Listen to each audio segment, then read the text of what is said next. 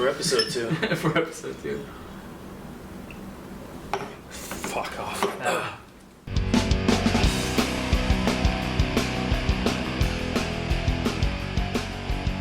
We're rolling, guys. Yeah, a little introduction for yourselves. My name is Russell Doctrove. Yeah. I am a chef and a DJ on the side. Nice. Yeah, I'm Lewis, his twin brother. I'm a personal trainer. Yeah, that's all I do. Amazing. Again, ritual. For these episodes, we got to hit a shot to start with. So, should we do this? Oh, God. That's my one. Is it? That's the straight one. No, this is my one. You got this one. Bruins. All right. Cheers, boys. Cheers. Jesus Christ. What time is it? 3 p.m. Oh, son of a bitch. I'm getting used to these slowly. Oh, shit. Okay. Oh, fuck. So, Doctrove Brothers, you guys are actually quite well known in Hong Kong. Thank you. Social community. There's been a lot of good talk about you. So I'll start with you, Russ.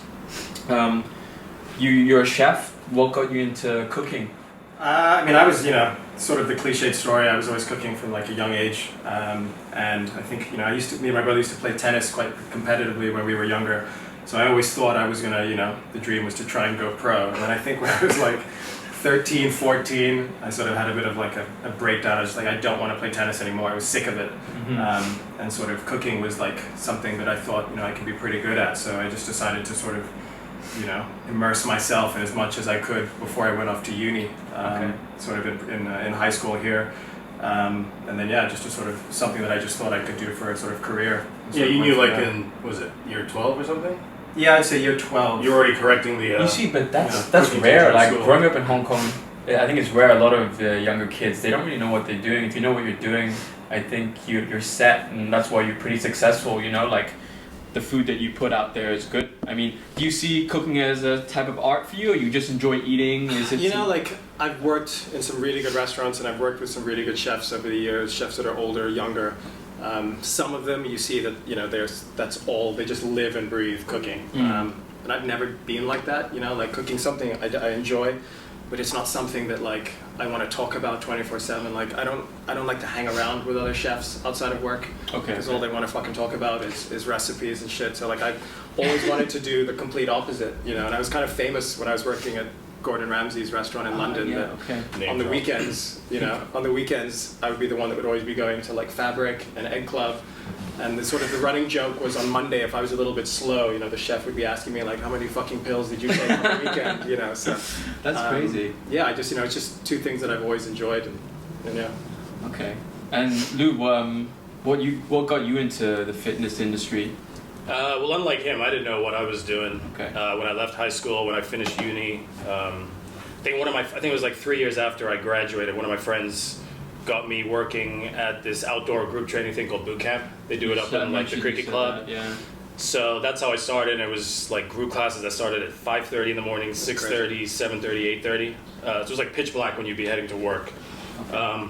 Started that, did that for a few years, but then I realized that I wanted to be that trainer that works in the gym more with the weights. Because in my mind, there's kind of like two categories. There's trainers that will do like the outdoor stuff with the bands and the, making you do lunges and Hit shit. stuff and all that. And then there's the trainers that actually change the way someone looks, and you need equipment for that. So do you think that like aesthetics go hand in hand with health? Like if you're looking better, you're gonna feel healthier? Like this is, obviously, I worked under you. I learned so much under you. And I recently did a nutrition course, and they're more talking about deep health and longevity. What's your stance on how aesthetics goes hand in hand with being healthy? It's been. I can't remember the last time I had a client or I got a client straight off the bat that was like super out of shape in terms of being like really overweight. Yeah. But I've never met someone that's in shape that isn't healthy unless they're doing recreational shit on the side. But yeah, nutrition is what I've actually started to focus on more with my clients. I realized that I've had clients in the past. You remember that guy from Top Fit, trained 5 times a week, killed each session, but literally made zero progress for 6 months. And it was just because he was drinking a bottle of wine or 2 every night. So yeah, I quickly realized that if you can get people counting calories and just understanding what the fuck's in each thing they're eating, it does half the job for you, you know? I find it really cool that you're ballsy to not take on certain clients that are not willing to work, because in the industry it's quite competitive here. It's saturated, you know, but income is needed. So any PT will take on a client as much as they do, but you actually will profile the client, be like, are you ready to take on the style that I want to train? I never started like that. So when I first started, I was charging, I think it was like $300 an hour, and I would take on anybody because I didn't know better. Like, I had the famous story I tell is I had this client that had me, we'd meet up at like 6:30 in the morning at Happy Valley, the racetrack, 3 times a week, and all she wanted me to do was run next to her around the track for an hour. She would run literally at about 2 miles an hour. So it was like this slow, painful, it was this slow, painful trudge that just like fucking at the end of each session, I was in more pain than her. But I still showed up because I needed the cash, you know? So it took me a while to get to that point, but when you do, you don't have any stress about that one client that just doesn't get results or do anything for you. Because I used to spend a lot of time complaining to my girlfriend at home about clients. I was probably driving her nuts. So once you get those people out of the way that just aren't at the level you want them to be initially, then it's a happy life, stress-free. I guess I'm at a kind of crossroads at that a little bit at the moment, but I'm still learning. So it's like it's almost establishing your own craft in a way, you know. I mean, the thing that I do now that's really helped is before we even start, they fill out a questionnaire. We go back and forth with emails. I lay out exactly what they're going to do. Like, for the first 4 weeks, this is how many calories, blah, blah, blah. So they know straight off the bat, like, what they need to hit every month in that 12-week period. So there's no confusion when we start. And it's been amazing. I picked up 3 clients this year since I kind of recrafted that technique, and it's worked perfectly. Like, they're all killing it. Even as a personal trainer, like, you need to have a sort of a brand about you. Like, people need to know, if I choose to work with this trainer, this is what I'm going to get out of it. You know, like, you go to Armani, you know you're going to get a certain type of suit versus if you went to Versace. And I think all too often trainers, they just sort of like to just be seen as this generic, we can do everything, whatever it is you want to focus on, we can do it sort of attitude. And I think that's what separates the good trainers from 100%. Yeah. Well, have you ever guys considered collaborating food meal plans together? You're a chef. I did run that by you a few years ago, I remember. But the first thing, he just shut it down straight away. He's just like logistically, like, had the handling, the preparation of the food, like how long it lasts, you know, getting it to the people. It was just like too much trouble. You know, like, I don't think there's much profit in it. A lot of people do the whole, you know, nutrition kitchen and these meals where those guys actually do a good. It comes yeah. Look, to the average person, what you're getting in that little box, it's okay. From my perspective, it's not the greatest, you know, like their margins are, you know, they're printing cash. But I don't necessarily really enjoy cooking with a huge emphasis on nutrition, you know. Or having to watch calories. I don't like to cook the other end of the spectrum, which is super unhealthy junk food. But you know, if when I, you know, he's even had me sort of like starting to count my calories of what I eat, and like the first few weeks I was going fucking mental. Like I was like getting me to weigh like rice and stuff. Like I was like, I can't live like this, you know. But then once I understood, you know, how to do it by eye and stuff, then I realized, you know, that you know, it is super important to know. Yeah, like it literally took you what, a week of doing it? But those and then you get those clients that you ask them to count a calorie and they act as if they got to do all this work. It's crazy. I don't know. Maybe there might be something. I think it's too easy to think that he's the trainer and the chef. We're going to do something. Maybe there's something there later down the line. Yeah. But food is more taste for you. I'm assuming it needs to be. Yeah. I mean, you can still eat. You can still eat healthy, and you know the recipes that I try to come up with. I try to keep that in focus. That's something that it's so popular at the moment. Everyone is conscious about their health. So I mean, working with Lou and working in the PT industry for about 4 years now. I know what has it only been 4? Shit. 2016, 17? Seems longer than that. Yeah, it's good. Yeah, it seems longer than that. It was good times though.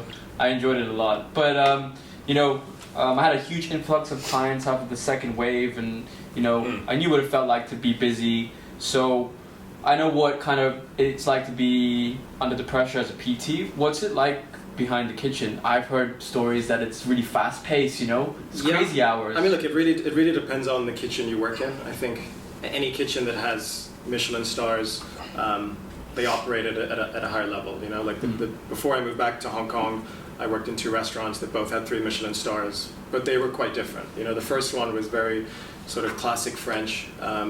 This restaurant's had 3 Michelin stars consecutively for over 30 years, which is one of the longest, Wow. in England. But that kitchen survived on a lot of young French trainee chefs. You just need that mass of people to do all the really tiny, really pedantic jobs. Whereas when I worked at Hospital Road, we had a small kitchen. There was like 6 of us in that kitchen. Okay. And we were cooking for like 40 people, lunch and dinner, Monday to Friday. So you learn to just work 1,000 times faster. I think as the years have sort of evolved, that mentality, that old school mentality of like kitchens are like almost like you're working in the army. That's people are trying to change that, and I sort of agree with it. But I also think, again, it depends on the kind of restaurant you're working at, the level that they're trying to achieve. And Lou, you obviously, I remember you've obviously worked long hours at Doctrove. I saw that you pushed and pushed and Yeah, pushed. so that was actually the first like real gym that I've worked at. So I went there kind of a different route. I didn't start at a gym like Pure or something where you kind of just have to walk around and introduce yourself to clients. I always kind of did my own thing. So Doctrove was really the first place I worked at where it was like, yeah, you got to be in at this time and do that. So yeah, I do remember. Yeah, I mean, I was doing like at least 10 to 11 a day. Yeah, I remember that. Monday to Friday. It was fucking crazy. And yeah, I mean, the annoying thing was the gym took 45% of that or 50. So yeah, looking back, it's like, Where are they now? yeah. So yeah, I mean, looking back, it's, in my opinion, it's way better. You don't need to work for a gym. I mean, you just need a space, and that's why that whole rental space shit's taken off now. Yeah. That's all you really need. But that's always the conversation I have with him, like the gym model itself. Like, It's out I'm there. always a fan of trying to reimagine things and sort of change things. And if someone tells me this is how it's supposed to be, my first instinct is like, no, fuck you. I'm going to figure out a better way to do it. So I think that's what needs to happen in the gym industry. Like before, again, It's the same shit. It's open a gym, get a little bit of track so you can push a sled there, and But like all that equipment, like how much does all that equipment cost? And you put it in a space, and then if anything goes wrong. Well, Hong Kong, I don't feel is the space to even be opening a gym. The rent's way too high. In the States, you can get a warehouse for like nothing. Yeah. The equipment's like made there. Yeah. The shipping is a lot less as well. Like just setting up a gym is just setting up takes a so gym, much. the fixed cost. Yeah, and then I don't need that stress of What you need having to to make that money every you month. should approach more of these sort of like co-working spaces. You know, they take huge floors, and if they can have the perk of having an on-site gym. But again, it's just how many people can you train one-on-one? Well, that's the thing about being a PT is you're always going to max out at that whatever that number is a day. Burnout? So there is a kind of a limit to how much you can make. So you always want to look at other ways you can Guys, shot. make money. Yeah, why not? Coke? We shot? Oh no, I'm good. I need food. How's it going at Maximus? It's good. It's good. Because that's like the one gym I don't think I ever see a post about. They don't. The social media, they're very They're like still doing it. they're like quiet, So it's. I did see Jefferson the other day. He walked past me. That guy just keeps getting bigger, like Yeah, every fucking day. He It's takes impressive. off his top. I was like, you think like a No, guy. he was wearing like a long sleeve shirt, a shirt that was baggy, and you could still tell that he was fucking. That's the just ultimate like, goal, Baggy That clothes, guy but still does look big. it well. I mean, like. he took off his top just to take, progress photos, and like you'd think a lot of girls would be looking at him. He's got a good-looking body. It's all the dudes looking at him like, Jesus Christ, I want that body. But I mean, his type of training style is basically a lot of volume to extreme failure with heavy weight, and that's Nice. what it is. It's Yeah, I've never actually got to see him train anymore. yeah, I've trained with him Cool. quite a lot, and it's enjoyable, but it's intense. Like the sessions are, it's something different. And then you got the other two guys there as well. It's Ken and there's like another guy who's always Ken, with us. Isaac. Huge. Isaac, he's an Yeah. IFBB pro, I think. So You're lucky. You actually got like bodybuilders Yeah. to watch their yeah, technique. I've learned a lot from there. That's why I like that gym. And there was a female trainer called Lou, who's more into sports specific, I think, but she was also very good. Okay, I think I should open a gym with her. Lou McCallum, I think. Lou and Lou. Lou and Lou. Yeah, that's, Fucking great marketing. Alright. I can see the merch already. All right, number 2. For episode 2. For episode 2. Fuck off. I'm almost done with this bottle. Alright, I wanted to actually talk. I mean, I was inspired by Eric and you, and obviously you getting tattoos. So I think. Eric? Eric. As a guy who used to work at the gym with us, Oh, yeah? used the space. So this is the thing. I never ever wanted tattoos. I was like, I'm never going to get them. I'm never going to get them. But I think influence is such a real thing that when you're around it, and if you partially like something, you start to edge it. And if you're in that environment every single day, you're like, okay, maybe I can get it. And it's weird. And I got it after I think Lou was gonna get one. So hey, Paul, can you film us showing us our tattoos? Yeah. Yeah. So what was your first tattoo, dude? Well, the funny thing is, I didn't get my first one until I was like 30, I think 33. A few years ago. Yeah, Yeah, this is so all like this within is all 2 years, new, but yeah. 33. So the great thing, I was always the one who wanted a tattoo first, and Okay. I was used to say in high school, I wanted the forearm one. So then we go off to uni, and then What this about guy. what about the one you wanted on your back? This guy wanted a giant. Okay, so I won't lie. A I saw giant a Jesus picture piece. of a guy in a magazine. I think it was Tyson Beckford at Rick the Ross bottom. or someone. And he had "In God We Trust." It was basically from like the dollar But you're bill. not religious. I know. And so that was the shit everyone was giving me. So that was when I was 18, and then I kind of just like put it to the side. And then he came back from uni, I think, with the No, so that one first. In right? high school, I was a huge Dennis Rodman fan. So like he had some. The worm. I gotta be honest, his tattoo is pretty horrible. But I love tattoos, and but I never actually thought that I always thought he would get it first because he was really big into the whole hip hop thing more than I was, and yeah. So my first tattoo was this one that I got in London. So God, it's fucking tiny. I swear when you got that, it was like the whole So size just of your karma. arm. So it was this really famous tattoo studio in London called the Family Business, and the inside is modeled like something out of like an old Italian mobster sort of film. Been there for quite a number of years, and yeah, I came, I went down there. I wanted to get karma because Yeah. I'm not a religious person, but I do believe in that, and I think it I've got a bit of a temper on me, so this sort of is hopefully like a reminder to just That's cool. think That's about cool. the after effect. Yeah, I mean, like both your qualities are amazing. The Buddha is really nice. I mean, Zinc Tattoo, I've always wanted to get it from them. They're very pricey, but That's the really quality good, yeah. shows, Like you know? Abe Lincoln, the quality is insane. It's Yeah, I mean, so the story behind this one. I always like those, like the Greek statues where the eyes have like, there's nothing on them, they're just like cold and cold, dead. yeah. I don't know what that really means, but. So is there any meaning yeah. behind any of your tattoos? I mean, I just think this looks good. I mean, Yo, the way you phrase that, it's Yeah. just like I mean, I know it looks just like a random. I mean, that's a skull with a bandana. That's another there's some American statue currency in on, and this, then right? that's a skull with a roll of Benjis at the bottom. So you know what? I think this is. I just think it looks good. Yeah, that's I don't my really think favorite too one. much into it. I love angel type of work, so that's my favorite one personally.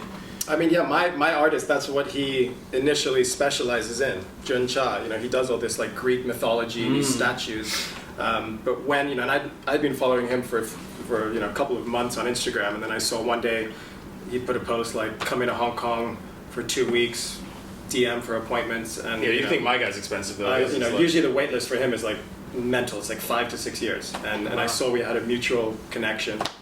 Shout out to Lindsay from Yardbird, and she hooked me up, and I got the appointment. But I didn't want to do the whole Greek thing Yeah. because I have no interest in that, and like I did find myself going, trying to do research on it. Like if I was to get it, who would I get? And it was just like I can't go through with this. Like it means absolutely nothing to me. So I've always wanted. Actually, that's crazy that you're trying to make fun of this one. You have to see his latest project, the one that's supposed to go here. Have you? It's like the human anatomy chart where the guy's just like this. Hey, and I it's like just, that. But it's just his muscles, like the No, raw no, muscle it's tissue. not that. It's like No, that. this Like it's some weird It's shit. not. It sort of goes into a very DMT inspired You see, cosmos universe. This is. If it's done well, I'm all for that. I'm not gonna lie. I mean, we saw the sketch. I'll show you. I literally thought he was like off one. Like that is show. Okay. Hey, I can't disagree on that because if it's DMT psychedelics, like this first one was based because I sleepwalk. Yep. So and most of my sleepwalking is like night terrors, and I asked my brother, I was like, why is this like? He's like, just imagine that like if you're in a bit of a ruckus and you're like running away from something, just think that it's your guardian angel. So I'm like, okay, I'm gonna get a guardian angel. These are the demons, and like legitimately, I was sleepwalking for like a long time. I haven't sleepwalked in months, which is a good thing, but it's a So weird. I don't know. You found the cure to sleepwalking. I think so. Shit, I don't know anyone that sleepwalks. Are your eyes open or closed? They're open. So it looks as if you're awake. Yeah, so but I don't have any control until I kind of like break through. I kick my fucking door Until you end up downstairs on the street. Okay, they only last like 10 to 20 So, seconds. so your eyes are open, but you're like dreaming, but you're semi-conscious yeah. of where you are. So you just I'm in feel and like out, yeah. you can go through doors. Yeah, you know, I remember figuratively. I was on football tour in 2007, specifically in Bangkok, and I walked out of the hotel room like in my boxers, and I got locked. I didn't have a key, so I had to go to reception in my boxers. It's the best convenient excuse. It's the best get out of jail. They find you in the red light district, and it's like I'm sleepwalking. Oh wait, what time is it? This is my bed. Where are my pants? Yeah, but That's crazy. Yeah, we have to watch this guy. yeah. Oh shit. Well, I mean, I like to get tattoos in places that you can see them without having to like take your shirt off. Like, yeah, I would love to get a piece on the back, but then it's like You know what? I want to show it off a little. So I was skeptical about your neck kind of tattoo. running out of spots. Like on my ankles, like Me too. Me too. I think everyone was when he literally told all of our group of friends, and everyone's reaction was the same. But he still went ahead with it. Like, Oh, the neck one? Yeah. I rate it. I rate My it. Not gonna parents, lie. I think I remember while he was getting tattooed, he sent me a photo of him in the chair, and I was like, "Holy fuck!" And I messaged my parents. I don't know. I had Well, to the give funny them a thing was heads the up, night before- but they messaged me, and they were like, "Have you seen what he's doing?" And I was like, "Look, he's thought about it. Blah blah blah." I mean, they were. Now the funny thing is, the night before they had to come over to my place to drop something off. So they stayed for like an hour, and at no point did I mention anything about the neck tattoo appointment the next day. So then I get to the place at like 10 a.m. and I'm sitting there and I just send a picture of the design to my mom. I'm like, "This is what I'm getting," and she sends the first text back like, "Yo, you joking, right?" I'm like, "No." And then it was like 30 minutes of her just like going off on me, like, "You're gonna ruin your chances of doing this." And I'm like, "What are you talking about? I'm a trainer." Like having a neck tat is not gonna define But me. it was all the cliched arguments that a parent would give. And then of course you saw. Then the next day after the tattoo, it was the opening of your restaurant at Repos, wasn't it? Yeah. So then that was the first time I would see my parents, and the crazy thing was it was also in front of all my friends who knew. So it was like this big reveal when I walked in, and just to see my parents' faces, but they took it well, and yeah, now my mom likes it. So yeah. Next one, another. Might not. Yeah, that's probably the next logical place. But What is the next tattoo for you? Where? I want to finish my leg. The whole leg? And Just then, like- one leg or? Just one leg. I think that's it. I think a sleeve and a leg is what I want. Yeah. But I mean, the pain threshold. on is- opposite sides. Yeah, diagonal a Okay. little bit. I would It's love gonna look weird, and you're gonna be like, "I'm gonna have to balance this out." That was my excuse with my parents. I was like, I just want to get this sleeve first, but I got to balance it because it looks silly. I gotta say, I don't know if I could do like this area.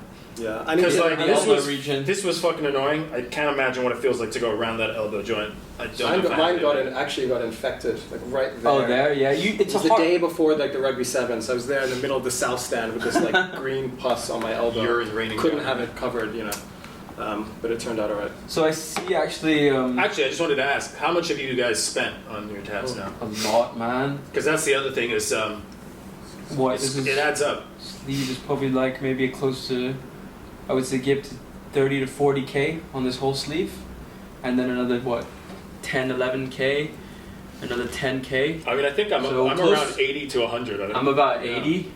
I'm about 80. That sleeve was like 15, and then I'd say all this work is about 80,000. Okay, yeah. So it's Yeah. simple. I mean, tattoo artists if they Wait, just that was 80? Yeah, it charges that's about 30,000 Hong Kong. That was 30, and then we did a touch up of like 20.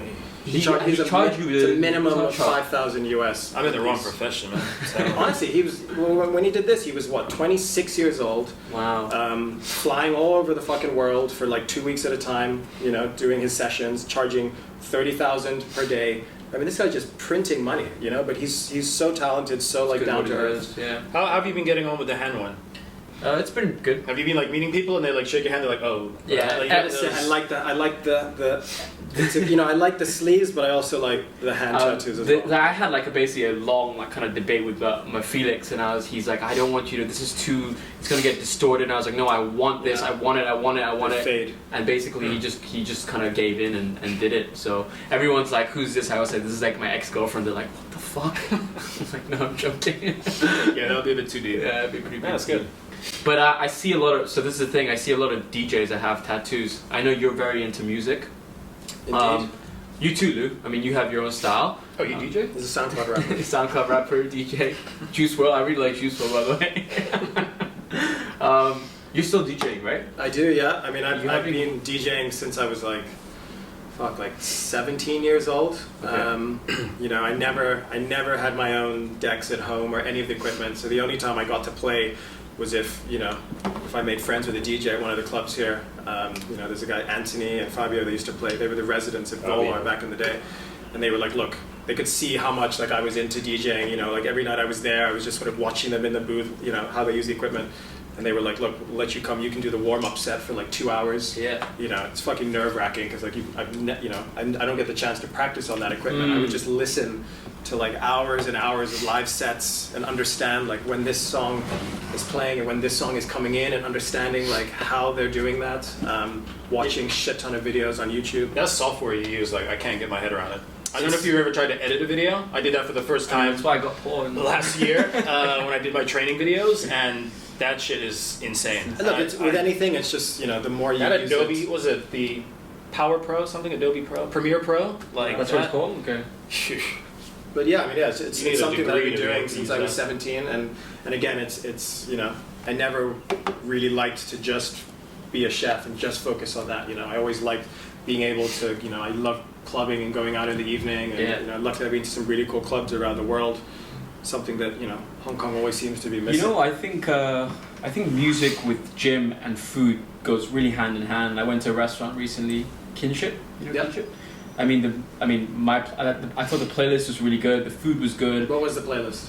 It was a mixture of like, obviously, like, I don't know, like old school punk rock to like kind of, Yep. and sometimes techno, which was crazy. Nice. So I was like, this is my balance, and I was like, this is amazing. And then obviously complemented with the food, so I was like, this is really good. And then obviously if you train and the music is good, you know, there's so many opportunities to work with good music, and obviously, Yeah. I mean, I wouldn't remember like I've heard places where they've had DJ sets in the gym. I'm Well, not I was for just that. going to get onto that I'm topic. not for that. Music in the gym, a little side topic, but I mean, I remember at Top Fit, that was just the bane of my existence. Just Some, having to deal with like so many people wanting to play whatever they wanted to listen to, because I decided to have it kind of like a democracy where like, yeah, you play some of your shit, I'll play some of mine, and then it just got to the point where. But then you realize not everyone has good taste in music. Yeah, and there's stuff you shouldn't be listening to at a gym, and I'm gonna go out there and put it on the table. Reggaeton, it's got no place in the gym. The problem is everybody wants to be a DJ. Everybody wants Shout to out to play Pitbull, their I still like his music stuff. until they realize that their music is shit. You know, and it's hard for people to take, and then they get very defensive. Listen, I know, like, I mean, I would have never thought I'd listen to country music, and I love country music from time There's to a time. time and a place for any kind of music. Reggaeton, there's a time and a place, but maybe it's not at the gym. At the gym, yeah, you know? exactly. You're But right. you know, even when it comes back to music and restaurants, it's such an overlooked aspect of the whole experience. You know, like all too often you go to a restaurant and they've spent all this money on design, and then they have these shitty speakers that you'd see in someone's like apartment, and you can't hear it, and it sounds muffled. Or there's no thought to the playlist. They've just gone onto Spotify and they And found just like made a it, restaurant yeah. dinner playlist. I mean, you I think know, Yarborough was like one of the first places that at least played like hip hop. Like it was. Fucking yeah, loud, you know, but like, it was- but if you go to anywhere in LA where they're sort of inspired from, that's just normal. And I think it's cool when chefs, you know, have their own restaurants like these guys at Kinship, and they get to play their music, because then you see a bit of their personality. Yeah. You know, so you're getting their food, you're getting the design, you're getting the music. You know, the full package. I didn't realize those guys do music at Kinship. Well, have- I mean, they just have like their- they their put playlist, together yeah. the playlist. Oh, okay. You know. That's Yeah. good. When was the last musical festival you guys went to? Ooh, it would have been Was it Coachella. Waterford? Coachella last year. Coachella, okay. That was his first No, first time. I mean, I know it doesn't count. That was it the Rewind, the Alternate? Wasn't that after Coachella? No. Alternate It was was like a year before. Oh shit. What's in this? How much you drink last Yeah, Coachella. That was the last Coachella one. last year. Coachella. That was my first ever like big music festival. Yeah. So like, I just remember like the crowds kind of freaked me out a bit. Like In the evening, like Coachella. getting lost was like a real Coachella is it's you know, like we had some of the people in our group, and they'd been to Tomorrowland. They came to Coachella. They're like there's nothing here, you know. And I think that's the extreme, you know. Like Tomorrowland is just so fucking over the top. It's all this extra bullshit. Whereas Coachella, you're in the fucking desert. You don't need any, you know, over the top decorative pieces. You know, yeah, the stages had crazy lighting and crazy sound and visuals, but it's a very like minimal sort of festival. You know, okay, it's not to everyone's taste. Yeah. You know. But you cannot, like, that's one of the best settings for a festival. It does look good. It does I look was good. there. I wish I went with you guys. It was when first weekend. You were first weekend, we were second weekend. weekend. Yeah. Yeah, Oh shit! Sorry, I thought you meant he was at Tomorrow. No, I never been to Tomorrowland. Okay, I was like, no, what? I'm not going to He was like Tomorrowland. second weekend. Like you didn't invite me. Okay. No, but Yeah, Coachella was good. I liked it. That was really fucking good. I think by the third day though, I was over. Like I could have gone home. You know, like Coachella's on that great one, until it, you know, like when it finishes in the evening. yeah, and it's like, until midnight, right? when the sun goes down, it's terrifying because you know you're all a little bit buzzed, and if you lose, the space is so That was wide. it. huge. It was like You lose your group of you people. realize you're just one person in this crowd of you're 3,000. for sure. That's it. You're done. Yeah. You know? So that's why I was wearing this That Yuma tent ridiculous jacket. You know what had happened? I think it was the second night. It was obviously sundown. It was the stages were closing. Music was still going on. I had lost my wallet. It dropped, and then I was like, "Fuck!" I had to cancel my credit card. Oh yeah, I remember. Yeah, and So I got it as I was leaving LA. This girl messaged me on Instagram. And she's like, "I've got your ID, your wallet. Come to IHOP." I was like, I took an Uber there, and I was like, that would never happen in Hong Kong. I think it's so nice. So friendly. That's what I really like. An American. You're lucky. That could have been some sicko Yeah. trying to get you. Yeah. That worked out. Human trafficking. Human trafficking. I think that's what is really cool. The I've been to a lot of festivals in Europe, and I think I've only been to one festival in America and in DC, but that was an event. They're just way more friendlier. That's what the LA vibe. Like if you see someone smoking weed and you just look at them, they're like, hey, "You want a puff?" Fuck yeah, like it's that's what it is. It's the people as well. We also did. A year before that, we did the famous Time Warp Techno Festival in Germany. That was intense. That was fucking different. It was very dark for me personally. After you left, it was just me and my wife, and she's not into techno by any means, but I was like, "Look, you need to come to this festival." Even she at the end of it was like, "Holy fuck, that was insane." It was an experience. But I gotta say, we were there till 9, 10 in the morning, and I was just looking at the people's faces in the crowd, zombies. I mean, I prefer the outdoor I didn't know stuff, faces Coachella. could stretch like that. It was I don't like being weird, Stretched like that. And And the funny thing is, it was probably his face that was fucked up the most. Yeah, lips to the right. But it was that's when I was like, we need to go. But that was we left at 10 a.m. and it goes until 4 p.m. 4 p.m. Yeah. So it's from 8 p.m. Saturday evening to 4 p.m. Sunday afternoon. It's mental. And some people there's come no in, break. No, You and just some go people. Like Coachella, there's no But they would break. sell tickets. They would sell discounted tickets if you wanted to come after 6 a.m. on Sunday morning until 4 p.m. Wow. It's just that was the production over there was insane. It was crazy. But so well organized. Well organized, very big. Different vibe for me personally. Yeah, there were some weird moments. Yeah, we're out of nowhere. We're we all start screaming because our eyes were burning because someone had sprayed mace in the fucking air, and we were just we didn't know where to run. It so we were was let's put it this way. I don't like to put it. where the fuck were you? We were Some we were German in, sex we were in dungeon. Satan's back garden. Oh shit. No, And but then your other friend he was throwing up everywhere. We were and then we lost, Seb was and then throwing was the up. girl And Louise. We lost her for Hey, 2 hours. We were like, is she dead? And then she just comes back we're like, where have you been? She's like, it's just the bathroom. That was 2 hours ago. She thought it was 15 minutes. yeah. She was out of And it. this is the funniest thing. She was obviously on. She was in another level, and she's like, Seb was talking to Yuki. And Seb's just talking to Yuki, and Louise is like, "You know what, Seb? Stop hitting on her. She's married." And Seb's like, "What the fuck are you talking We're about?" all together. Like, we had, real polite. we talking to had her. dinner before we got here. Do you remember that? Louise, Yeah. fucking. Shout out. She was hilarious. I gotta say. But, your group of friends made that night. No, I mean, I think I realized enjoyable. after that, we spent a lot of time in Coachella in that Yuma tent, Oh. and I realized I prefer the outdoor, Oh, You fuck. get setting. space. some You get daytime space. stuff. That got real dark in that room real quick. I didn't know where or who I was for a long time. Yeah, Cool. I think it was my first and last Coachella.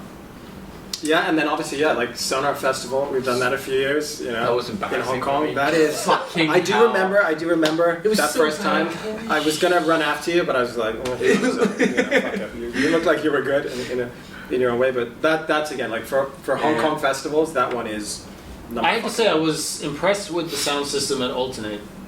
This was Yes. The one at PMQ? This was Yeah. PMQ. Yeah. Like, I do remember walking into that room and just being like, "Oh, okay, this is it." But Yeah, the they didn't. crowd was weird. The stage was really high, and you could barely see the DJ, so it was weird. And it was never fully packed in there. But for a Hong Kong event, I love anything that's during the day. It's cool. It's Partying in the night is great, but the day that the weather is lucky. We're lucky here with the weather. I think the buildings.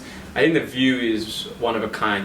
I think if the setting is there, it's unfortunate that the rent for the land is so expensive that you can't host these festivals. I think the best festival actually I've been is a Secret Island Party in Chung Chau, and I think that was amazing. Obviously they couldn't hold it for too long, but that was very cool. You're on an island. yeah. And I went to that. I don't know if it was their first year or their second year, but even with these events, having helped out, not in that one, but in other ones, you realize like there's so much work that goes behind the scenes. You know, like, at the event, everyone there is, you know, you're partying, you're taking whatever you want, but for some people, they're still working. And then when everyone goes away, you got to pack everything up and like move it out. Like it's tough. It's tough work, you know. So like, Did you see the pictures of that?